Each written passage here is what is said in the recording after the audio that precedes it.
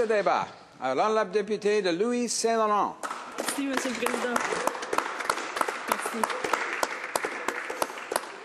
C'est maintenant mon tour d'avoir l'occasion de me prononcer sur le projet de loi C-60. Laissez-moi vous dire d'entrée de jeu, Monsieur le Président, que les gens de la circonscription de Louis-Saint-Laurent sont clairement mal servis par cette nouvelle tentative des conservateurs de faire des miracles avortés. Notre circonscription est très diversifiée au point de vue économique et je peux affirmer sans hésiter que personne parmi nos gens ne trouve son compte dans C-60. Je crois que cet indicateur n'est pas négligeable. J'aimerais d'ailleurs remercier tous les gens du comté qui ont pris le temps de se manifester sur C-60. Nous voici donc devant un projet de loi omnibus, lourd comme une inscription Inca, et dont la lecture est tout aussi aisée. L'impression que C-60 laisse s'inscrit de manière très opportune dans l'histoire politique canadienne.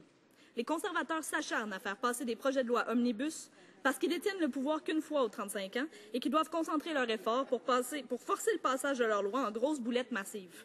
C'est clairement leur seul espoir. Le Reform Party peut se réjouir, il a réussi à s'inscrire dans une continuité historique réelle et n'est pas resté un simple parti régional. Good job, guys. C-60 est le troisième projet de loi omnibus que le gouvernement conservateur ose faire buter contre l'opinion publique. Pour moi, une question s'impose rendue où on en est. Pourquoi pas s'accumuler toutes ces mesures dans le premier budget C-38? Avec le recul, on constate que les conservateurs auraient remporté cette étrange palme d'or du plus grand projet de loi jamais déposé. On aurait été témoin du dépôt d'un méga projet de loi omnibus qui aurait pu régler tous les problèmes du Canada d'un seul grand coup.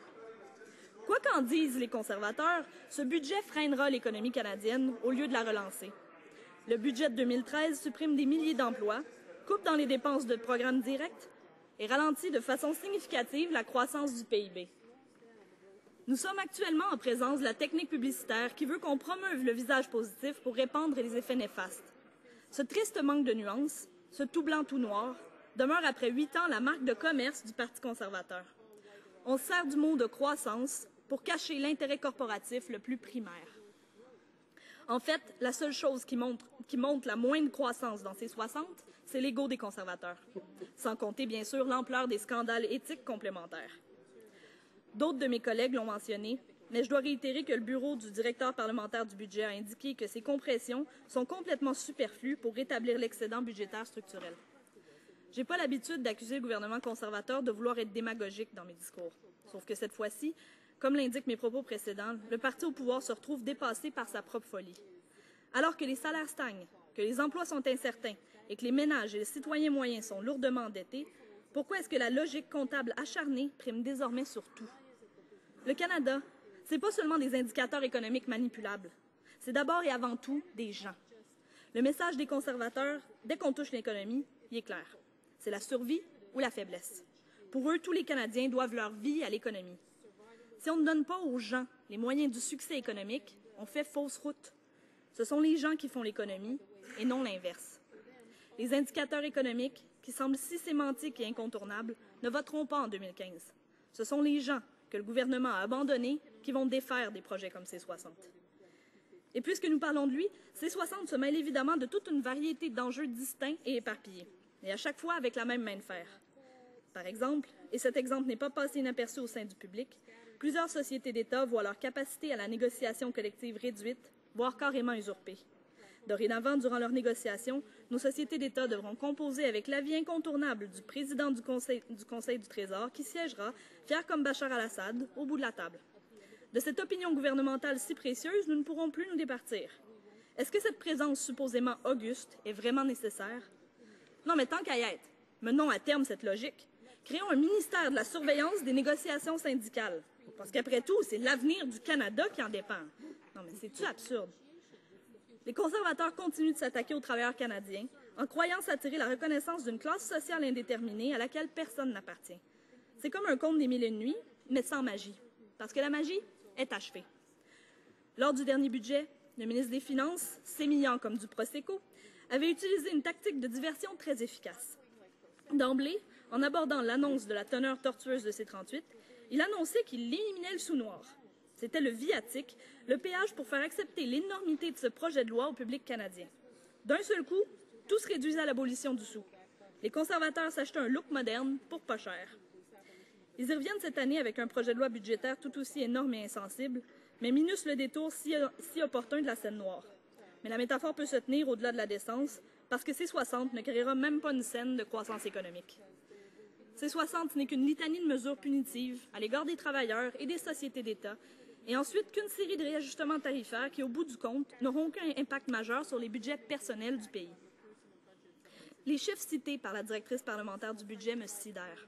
En tout et pour tout, l'implémentation des budgets 2012 et 2013 provoquera la suppression sauvage de 67 000 emplois.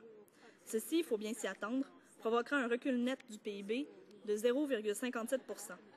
Comparer ces chiffres-là à la rhétorique inventée qu'on nous répète ad nauseam de ces X, Y, Z centaines de milliers d'emplois créés par le gouvernement conservateur depuis la récession, et vous verrez que nous sommes purement et simplement dans le délire. Mon impression, c'est que les 900 000 emplois que le gouvernement a créés, parce que je crois que c'est le nouveau numéro qu'on nous répète ces temps-ci, c'est en Chine qui les a créés et non ici. Du fond du cœur, tant mieux pour la Chine. Sauf que lorsque le secteur manufacturier ontarien aura disparu comme les Étrusques, on fera quoi? Est-ce que C60 cherche à remédier à ça? La question reste ouverte, mais je crois que le projet de loi parle pour lui-même. Et c'est très triste. On l'a déjà dit, le NPD s'oppose complètement à l'idée des projets de loi omnibus tels que celui-ci, des initiatives parlementaires franchement grossières par leur taille et leur sournoiserie. On veut faire passer rapidement des décisions sur des enjeux très compliqués qui ne sont pas reliés entre eux, dans le seul but de se gratifier d'avoir réussi l'exploit en soi. C'est irresponsable et c'est puéril. Jamais le NPD n'agirait de la sorte avec l'électorat. Mais je maintiens que le précédent est dorénavant fermement établi et que les libéraux se feront un plaisir de le revendiquer dès qu'ils auront une once de pouvoir. On a beaucoup répété qu'en fait, le gouvernement conservateur veut nous passer des trucs en douce, sous le nez, en ordonnant la rédaction de projets de loi omnibus de ce genre. Sauf que ça marche pas. On s'assoit pendant des heures et des heures, et on les décortique. Et on leur trouve toutes leurs grosses et moindres failles. Ils nous auront pas. Tout le monde comprend ce qu'ils cherchent à faire. Peut-être que le gouvernement s'imagine qu'il a réussi, grâce à ses manœuvres cryptiques, de complètement égarer l'électorat et qu'il finira par avoir son gâteau, de le manger et de le revendre pour un profit. Mais c'est pas ça qui se passe. L'opposition officielle voit clairement à travers son jeu et le public comprend tout de suite et très bien qu'on cherche à le berner. Au Brésil, le mot « omnibus » veut dire « transport public ». Et c'est très approprié ici parce que j'ai l'impression que d'ici 2015, il y aura plusieurs députés de l'autre côté qui vont revenir au transport en commun pour aller travailler. Mais ils n'auront pas à s'inquiéter. Il y aura sûrement de quoi pour eux dans les 900 000 emplois supposément créés. Je trouve ça déplorable que le gouvernement montre si peu d'égards pour ceux qui travaillent et qui ne profiteront jamais des mesures mises de l'avant dans un budget, qui ne semblent pas reconnaître qu'il y a une classe émergente et une classe moyenne dans ce pays. Ces gens constituent la majorité de la population du Canada et on continue de négliger leurs intérêts de la sorte en prétendant vouloir les défendre, et ça, c'est misérable. Non seulement C60 montre peu de respect pour le citoyen moyen, mais évidemment, comme nous devrions nous attendre, les provinces ne sont pas épargnées non plus. On frappe même très près du cœur ici.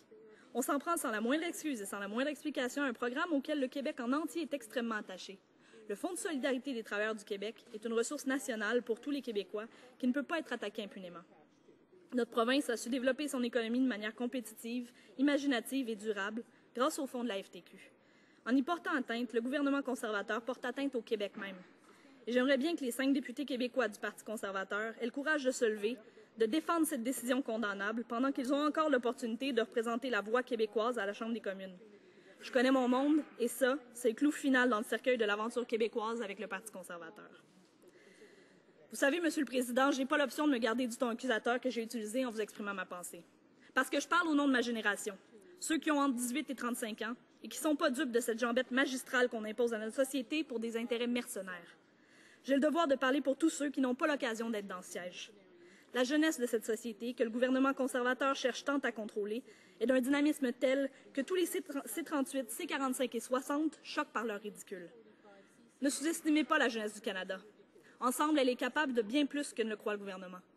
Voyez ce que la jeunesse turque accomplit en ce moment même. Que fera Monsieur le Premier ministre si la fièvre de contestation québécoise convainc le reste du pays? Est-ce qu'il attend lui aussi sa place Taksim? Démocratie, ve gençliğe çok yaşasın. Merci, Monsieur le Président. Questions and comments?